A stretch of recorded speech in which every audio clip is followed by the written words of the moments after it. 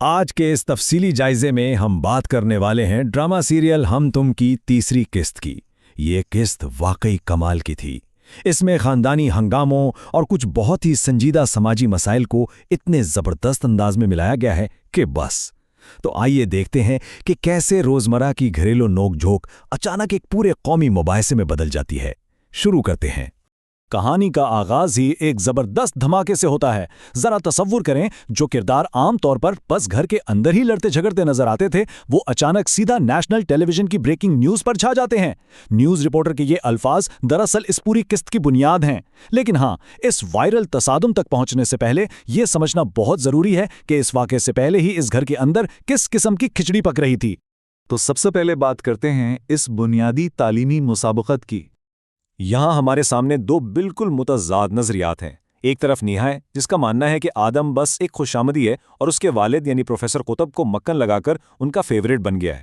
دوسری طرف آدم ہے، جو یہ تو مانتا ہے کہ نیہا بلا کی ذہین ہے، لیکن اس کے خیال میں نیہا حد سے زیادہ دفاعی ہے اور بات بات پر بھڑک جاتی ہے۔ یہ نظریاتی اختلاف ہی دراصل ان دونوں کے درمیان ہر وقت رہنے والی اس رگڑ اور مقابلے کی اصلی وجہ ہے۔ اب دیکھیں، نیہا ویسے تو اپنے والد کے اس رویے یعنی آدم کی طرفداری کرنے پر کافی کڑتی رہتی ہے، لیکن وہ ان کے لیے انتہائی حساس بھی ہے۔ جب آدم کا دوست عمر یہ الزام لگاتا ہے کہ نیہا کی پریزنٹیشن تو خود پروفیسر قطب نے بنائی ہے، تو نیہا کی وفاداری واقعی دیکھنے لائق ہوتی ہے۔ وہ کسی صورت یہ برداشت نہیں کر سکتی کہ کوئی بھی اس کے والد کی تعلیمی ایمانداری پر انگلی اٹھائے۔ اسی دوران خاندانی حرکات اور شرطوں کا بھی ایک انتہائی دلچسپ سلسلہ چل رہا ہے۔ ایک طرف تو یہ شدید قسم کے تعلیمی جھگڑے چل رہے ہیں اور دوسری طرف گھر میں کیسی عجیب و غریب شرطیں لگ رہی ہیں۔ ذرا سوچئے، ایک طرف پروفیسر قطب کی وہ انتہائی سخت تعلیمی دنیا ہے اور دوسری طرف آدم کے والد ہیں جو چھت پر بیٹھے کووں کے اڑنے پر 2,000 روپے کی شرط لگا رہے ہیں۔ اور کمال تو تب ہوتا ہے جب وہ کرکٹ میچ پر 10,000 روپے ہارتے ہیں اور اسے ایک ایسے ادھار کے کھاتے میں لکھوا دیتے ہیں جو پچھلے 10 سالوں سے چل رہا ہے۔ یہ خالص مزاحیہ صورتحال گھر کے سنجیدہ ماحول میں ایک زبردست تضاد پیدا کرتی ہے۔ اور یہ نمبر دیکھیے، 5,56,000۔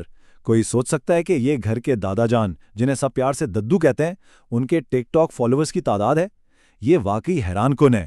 یہ دکھاتا ہے کہ پرانی نسل بھی اپنی تنہائی اور بوریت دور کرنے کے لیے کیسے جدید ٹیکنالوجی کا بھرپور اور مذاقیہ انداز میں استعمال کر رہی ہے۔ ددو کا یہ شوق گھر کے ماحول کو مزید رنگین بنا دیتا ہے۔ اب آتے ہیں اس قسط کے سب سے اہم حصے کی طرف، یعنی سڑک پر ہراساں کیے جانے کا واقعہ۔ ایک بالکل عام سا دن اچانک ایک بہت بڑے واقعے میں بدل جاتا ہے۔ ہوتا کچھ یوں ہے کہ نیہا صرف ددو کی ویسپا کی چابیاں لینے باہر گئی تھی، لیکن جب ایک لڑکے نے اسے اور ساشا کو ہراساں کیا تو اس نے چپ رہنے کے بجائے مزاحمت کرنے کا فیصلہ کیا۔ یہ ہمیں قدم بقدم دکھاتا ہے کہ کیسے ایک نجی لمحہ جب ہجوم کی توجہ اور موبائل کیمروں کی زد میں آتا ہے تو وہ سیدھا ایک قومی خبر بن جاتا ہے۔ جب یہ خبر ٹی وی پر چلتی ہے تو عوام کی رائے دو بالکل مختلف حصوں میں بڑھ جاتی ہے۔ کچھ لوگ نیہا کی بھرپور حمایت کر رہے ہیں کہ بھائی بالکل ٹھیک کیا، ہراساں کرنے والوں کو ایسے ہی منہ توڑ جواب ملنا چاہیے۔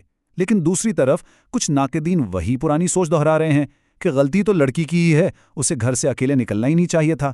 یہ نشریات دراصل ہمارے معاشرے میں خواتین کے تحفظ اور ان کے حق دفاع پر موجود اس گہری تقسیم کی بالکل سچی عکاسی کرتی ہے۔ اس واقعے کے بعد جنم لیتے ہیں عزت پر متصادم نظریات۔ پروفیسر قطب اس پورے واقعے کے بعد شدید شرمندگی کا شکار ہو جاتے ہیں۔ ان کی نظر میں نیہا کا اس طرح سرے عام لڑنا اور اپنا دفاع کرنا خاندانی عزت مٹی میں ملانے کے برابر ہے۔ وہ اس صورتحال کو بالکل برداشت نہیں کر پاتے اور خود کو اپنے اسٹڈی روم میں بند کر لیتے ہیں۔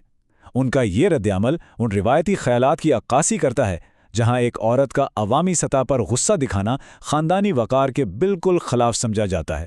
اور یہیں سے وہ بنیادی سوال پیدا ہوتا ہے جو اس پوری کہانی کو آگے بڑھاتا ہے۔ کیا سڑک پر ہراساں کیے جانے پر جوابی کارروائی کرنا واقعی جائز ہے، یا پھر اس طرح کا عوامی تماشا خاندانی عزت کو نقصان پہنچاتا ہے؟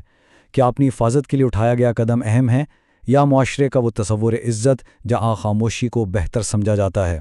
اس سوال کے جواب کی تلاش ہی اس پوری قسط کی جان ہے۔ یہ ایک واقعہ پورے گھرانے کو کیسے تقسیم کر دیتا ہے، یہ دیکھنا بہت دلچسپ ہے۔ ہر ایک کا رد عمل بالکل مختلف ہے۔ والدہ کو بس پروفیسر صاحب کی صحت اور ان کے بلڈ شوگر کی فکر لگی ہوئی ہے۔ دادا جان اسے ایک بہادری کا کارنامہ سمجھ رہے ہیں، بلکہ انہیں تو افسوس ہے کہ وہ یہ سب اپنے ٹک ٹاک کے لیے ریکارڈ کیوں نہ کر سکے۔ اور پروفیسر صاحب تو خیر مکمل صدمے میں ہیں۔ لیکن उन सब में जो सबसे ज्यादा हैरान कुन रद्द अमल था वो आदम का था। आदम, जिसका नेहा के साथ हमेशा तालीमी मुकाबला और नोक झोंक चलती रहती है, वो बंद दरवाज़ों के पीछे नेहा का सबसे बड़ा और मंतिकी मुहाफिज बनकर सामने आता है। वो अपने इस फर्माबरदार बच्चे वाले रूप से बाहर निकलता है और प्रोफेसर कुतुब के सामने सख्ती से ये दलील पेश करता है कि हरासानी को रोकने के लिए ऐसे लोगों को इबरत का निशान बनाना बहुत ज़रूरी है। वो नेहा के इस कदम को मुकम्मल तौर पर दुरुस्त और नागुज़ीर करार देता है। और अब कहानी के आखिरी हिस्से की तरफ बढ़ते हैं, जो है गैर हलशुदा तनाव। अब आदम ने इतनी ज़बरदस्त वकालत तो कर दी, लेकिन नेहा को अब भी उसकी नीयत पर शदीद शक है।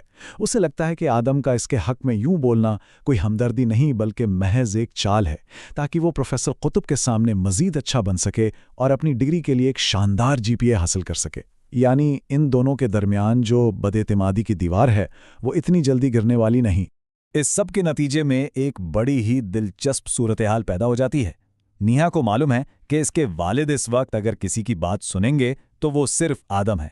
इसलिए ना चाहते हुए भी उससे अपने वालिद के कमरे का दरवाज़ा खुलवाने के लिए आदम से मदद मांगनी पड़ती है। ये एक ऐसा अनोखा इत्तेहाद बनता है जो मुकम्मल तौर पर ज़रूरत और मजबूरी पर खड़ा है, ना कि किसी भरोसे या एतमाद पर।